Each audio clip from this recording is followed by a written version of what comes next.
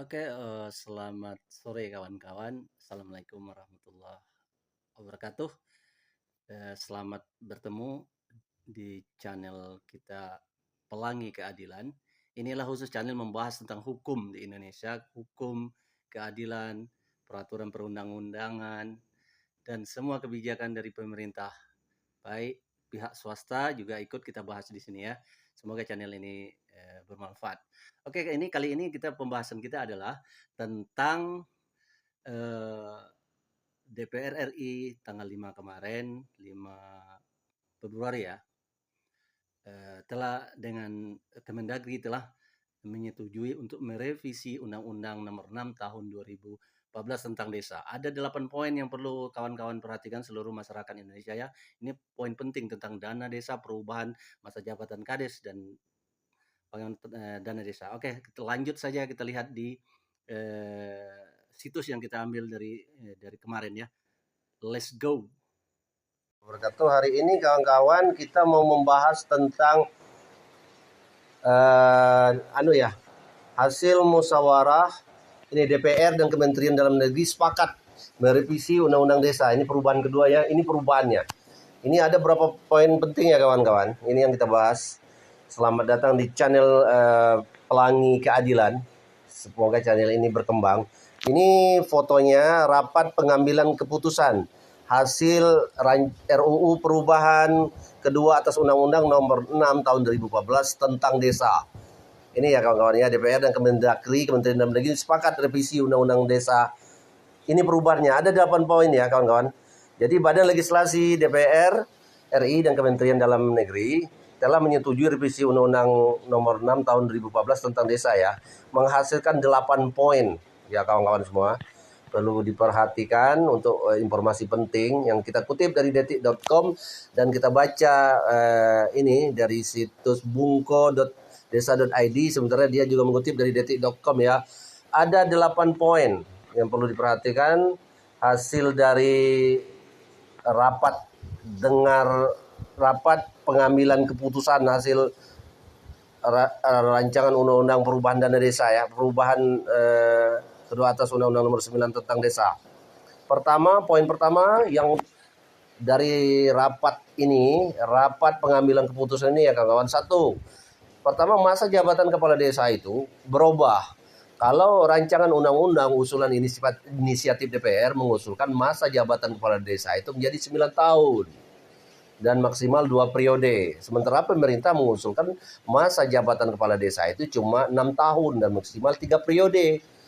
Kemudian karena diambil jalan tengah, akhirnya Desi dan perangkat desa itu mengambil jalan tengah untuk hal itu, yaitu mengusulkan jabatan kepala desa itu menjadi 8 tahun, maksimal 2 periode. Itu kawan-kawan. Kemudian poin yang kedua, alokasi penganggaran untuk penghasilan tetap kepala desa dan perangkat desa. Dari sementara RUU usulan inisiatif DPR mengusulkan alokasi penganggaran untuk penghasilan tetap kepala desa dan perangkat desa itu sebesar 10%. Itu usulan RUU usulan inisiatif DPR ya. Dia mengusulkan 10% dari dana desa diambil untuk penghasilan tetap kepala desa dan perangkat desa ya. Sementara itu pemerintah mengusulkan alokasi penganggaran untuk penghasilan tetap kepala desa dan perangkat itu sebesar 8%, lebih sedikit ya kawan-kawan. DPR malah lebih tinggi 8%. Pemerintah malah lebih sedikit rendah, yaitu 8% saja. Karena pemerintah alasannya adalah agar dana tersebut ditransfer langsung. Itu poin pentingnya. Pemerintah mengusulkan agar dana itu ditransfer langsung dari pemerintah pusat ke pemerintah desa ya, tanpa lewat pemerintah daerah. Langsung, kalau dulu kan melalui pemerintah daerah. Itu poin yang kedua ya kawan-kawan. Poin ketiga yang perlu dicatat lagi, pengelolaan keuangan dana desa. Jadi RUU usulan inisiatif DPR itu mengusulkan pengelolaan keuangan dana desa itu dilakukan oleh Badan Usaha Milik Desa atau BUMDes. Itu kawan-kawan usulan dari RUU usulan inisiatif DPR ya, yang dibentuk oleh pemerintah desa. Sementara pemerintah mengusulkan pengelolaan keuangan desa itu dilakukan oleh BPD, Badan Perwakilan Desa, yang dibentuk oleh masyarakat desa. Itulah, tinggal nanti mana yang ditetapkan itu. Karena pemerintah berpendapat bahwa BPD itu lebih representatif, lebih mewakili dan akuntabel dalam pengelolaan keuangan desa itu kalau pendapat pemerintah. Kemudian poin keempat ya kawan-kawan, pembinaan dan pengawasan desa itu kalau dari RUU usulan inisiatif DPR mengusulkan pembinaan dan pengawasan desa itu dilakukan oleh pemerintah daerah dan pemerintah pusat secara terpadu. Sementara pemerintah mengusulkan dari usulan pemerintah ya, diwakili Bapak Tito Karnavian, pemerintah mengusulkan pembinaan dan pengawasan desa itu dilakukan oleh pemerintah daerah dan pemerintah pusat secara terpisah. Itu usulan pemerintah.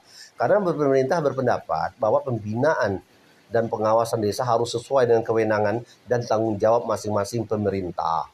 Poin kelima ya kawan-kawan, yang tidak kalah penting, sanksi bagi pelanggar undang-undang desa atau itu kalau RUU menurut RUU usul dari inisiatif DPR mengusulkan sanksi bagi pelanggar undang-undang desa itu berupa teguran, peringatan, terus pembekuan, kemudian atau pencabutan status desa. Sementara itu dari pemerintah mengusulkan bahwa sanksi untuk bagi pelanggar undang-undang desa itu berupa teguran, peringatan, penundaan dan penghentian penyaluran dana desa. Itu kalau dari pemerintah. Ya kan? Pemerintah berpendapat sanksi tersebut lebih proporsional, lebih mantap, sesuai dan efektif dalam menegakkan undang-undang desa. Itu ya kawan-kawan. Poin ke-6 yang tidak kalah penting, kewenangan desa dalam mengurus administrasi ya kawan-kawan, seperti administrasi kependudukan lah. Kalau RUU usulan inisiatif DPR mengusulkan kewenangan desa itu dalam mengurus administrasi kependudukan itu berupa penerbit yang wewenangnya yaitu bisa menerbitkan KTP, kartu KK, akta kelahiran, akta kematian, ada surat keterangan domisili. Itu usulan dari DPR, banyak dia punya kewenangan diberikan kepada pemerintah desa. Sementara itu usulan dari pemerintah mengusulkan kewenangan desa itu cukup mengurus administrasi kependudukan berupa penerbitan surat keterangan domisili dan surat keterangan pindah. Cuma itu. Karena pemerintah berpendapat bahwa kewenangan tersebut sudah sesuai dengan fungsi desa sebagai pelayanan dasar. Itu ya kawan-kawan. Oke, poin yang ketujuh, kewenangan desa dalam mengelola sumber daya alam. Itu kawan-kawan. Kalau menurut RUU usulan inisiatif DPR mengusulkan bahwa kewenangan desa itu dalam mengelola sumber daya alam berupa dapat pemanfaatan, berupa pengelolaan dan pengawasan atas sumber daya alam yang ada di wilayah desa itu. Itu kalau usulan RUU usul inisiatif DPR ya. Kalau dari pemerintah malah mengusulkan kewenangan desa itu dalam mengelola sumber daya alam berupa pemanfaatan, pengelolaan atau sumber daya alam yang ada di wilayah desa. Pemerintah berpendapat bahwa pengawasan atas sumber daya alam itu merupakan kewenangan pemerintah daerah dan pemerintah pusat sesuai dengan peraturan perundang-undangan. Itu kalau usulan pemerintah kawan-kawan. Poin terakhir yang kawan-kawan yang tidak kalah penting, kewenangan desa dalam mengatur perhubungan. Transportasi perhubungan maksudnya. Kalau menurut RUU usulan inisiatif DPR mengusulkan kewenangan desa dalam mengatur perhubungan itu berupa penyelenggaraan transportasi umum bisa, angkutan barang bisa, dan angkutan wisata di wilayah desa itu bisa. Sementara pemerintah malah mengusulkan kewenangan desa dalam mengatur perhubungan berupa penyelenggaraan transportasi umum dan angkutan barang di wilayah desa itu boleh. Karena pemerintah berpendapat bahwa penyelenggaraan angkutan wisata merupakan kewenangan pemerintah daerah dan pemerintah pusat sesuai dengan peraturan perundang-undangan. Itu ya kawan-kawan ya. Jadi titik poinnya adalah pemerintah lebih menegaskan dana desa itu ditransfer langsung dari pusat ke pemerintahan desa langsung tanpa melalui pemerintah daerah. Itu dia. Poin yang pentingnya sepertinya juga. Karena menurut Pak Tito Karnavian itu ada mengungkapkan ada yang terlambat 3 bulan, 4 bulan gaji kades atau perangkat desa di beberapa daerah katanya karena dana desa itu dana desa itu dipakai untuk kegiatan membayar yang lain dulu untuk proyek segala macam. Ada yang terjadi di Indonesia bagian timur, sambung Pak Tito ya.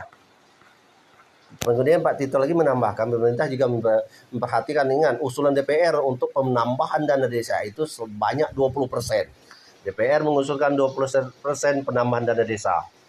Itu pemerintah akan mempertimbangkan juga.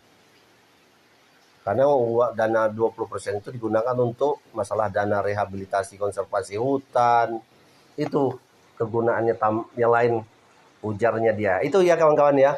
informasi penting yang kita sampaikan. Terima kasih sudah mampir di channel ini. Tetap dukung channel ini, komen sebanyak-banyaknya, komen, share, terserah. Komen di bawah. Kalau ada tanggapan kawan-kawan, komen di bawah. Karena nanti kita sama-sama mendengarkan pendapat dari kawan-kawan lain. Tetap dukung channel ini, pelangi keadilan, share video ini sebanyak-banyak, dan komen secara bebas untuk kemasukan kemajuan bangsa kita. Oke, terima kasih. Sampai jumpa di video menarik berikutnya. Assalamualaikum warahmatullahi wabarakatuh.